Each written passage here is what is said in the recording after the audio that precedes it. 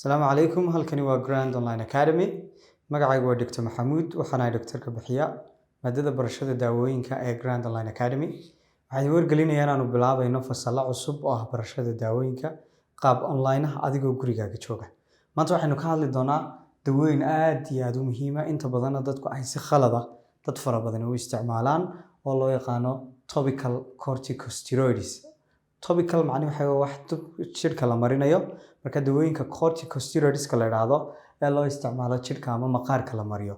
Marka dad fara badan waxay u isticmaalaan daawooyinkan in la isku caddeeyo, laakiin ma aha runtii daawooyin loogu talagalay in whitening ay jidhka caddeeyaan, laakiin xanuunada qaarkood ayaabaa lagu daweeyaa.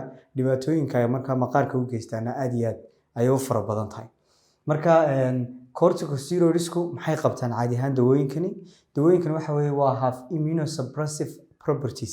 Waxay leeyihiin immune systemka ama difaaca jidhka ayay yareeyaan. Marka maxaa loo isticmaalaa daawooyinkan? Xanuunada allergiga ah ee inta badan uu immune systemku aad u shaqeynayo ayaa loogu talagalay inay yareeyaan. Marka difaacii jidhka ayay yareynayaan. Sidoo kale maxaa daawooyinkan markaa lagu daaweeyaa gaar ahaan kuwa topicalka ee maqaarka la marinayo markaa dusha la marinayo waxaa lagu daaweeyaa ama loo isticmaalaa daaweynta psoriasis. Psoriasisku waa xanuun maqaarka ku dhaca oo allergic ah. Sidoo kale eczema oo iyaduna xanuun kale oo allergic ah marka qofku jidhka uu aad isku cunayo, casaan fara badan uu jidhka yeesho, iyo marka other skin conditionska sida contact dermatitis. Contact dermatitis waxa weeye qofku markuu ama dadka qaarkood ba waxyaabaha qaarkood allergic ku leh sida tayda, saabuunta, waxyaabo kale kadibna uu is cunayaa markuu shaygaasi taabto. Contact dermatitis baa la yidhaha. Marka adu xanuunada allergiga ee maqaarka ku dhaca ayaabaa lagu daweeyaa daawooyinkan topical corticosteroids.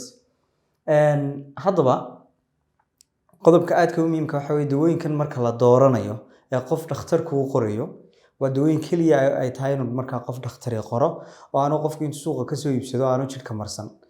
Markuu dhakhtarku qorayo wuxuu ku saleeyaa xanuunka la daweynayo heerkiisa ama severity of the illness, xanuunka la daweynayo heerkiisa iyo sidoo kale qaybta jidhka ee markaa xanuunka laga daweynayo. Daawooyinkan waxay leeyihiin digriyo, way kala awood badan yihiin. Awooddu waxay ku xidhan tahay markaa daawo xoog awood badan meelaha qaar baan loo isticmaalin, meelaha qaar bay markaa ku habboon tahay oo jidhka loo isticmaalaya. Marka taana waxaa sameynaya selectionka dhakhtarka sameynaya. Marka daawooyinkani stagingkan ama gradeskan ay leeyihiin waa very important. Daawooyinkani waxaa jira very high potent kuwa aad u awood fara badan ama concentrationkoodu aad u badan yahay. Marka waxaa loo isticmaalaa jidhka meelaha adag ama xanuunada ku dhaca jidhka meelaha adag sida lugaha hoostooda, baabacooyinka, jilbaha, meelahaas ayaabaa loo isticmaalaa. Waxaa ka mid ah clobetasol baa ka mid ah, waxaa ka mid ah betamethasone dipropionate. Marka percentage 0.05% ayaabaa clobetasol la isticmaalo. Marka waxa weeyaan waa very high potent steroid. Waxaa jira kuwa high potent ah, macnihii kuwan way kasoo yara degree hooseeyaan laakiin iyaga laftoodu waa strong way concentrationkoogu. Waxaa ka mid ah amsinonide iyo flusinonide ayaa ka mid ah. Waxaa jira kuwa intermediate potent la yidhaha oo markaa jidhka meelaha qaarkood loo isticmaali karo ama markuu yahay mild dermatitis, markuu allergic reactionska yare hooseeya amaba dhexdhexaadka loo isticmaalaa. Betamethasone valerate baa ka mid ah iyo triamcinolone. Marka waxa weeyaan waxa kaloo jirta low potent steroids. Low potent waxaa ka mid ah hydrocortisone acetate iyo triamcinolone oo ah 0.02. Marka waxa weeyaan percentageku waa very important. Waxay ku xidhan tahay marka percentageka meesha loo isticmaalayo. Qodobkaas marka digriyadan u soo qaatay waayo dawo very high potent haddaad wejiga mariso kadib wejigiiba way soo jaraysaa marka dadka qaarkood iyagoon fahamsanayn ayaabay daawooyinkan kuwa super potent u isticmaalaan wejiga iyo meelaha markaa jilicda sanle ee jidhka. Markuu dermatosiska ama allergigu markuu severe yahay ee weliba gaar ahaan uu ku dhaco baabacooyinka, palmska iyo soleska oo ah lugaha hoose, waxaa la isticmaalaa inta badan super high potencyga sida clobetasol oo kale. Ama markii qolof fara badan uu sameeyo caabuqa ama inflammationka ama allergigu markuu sameeyo.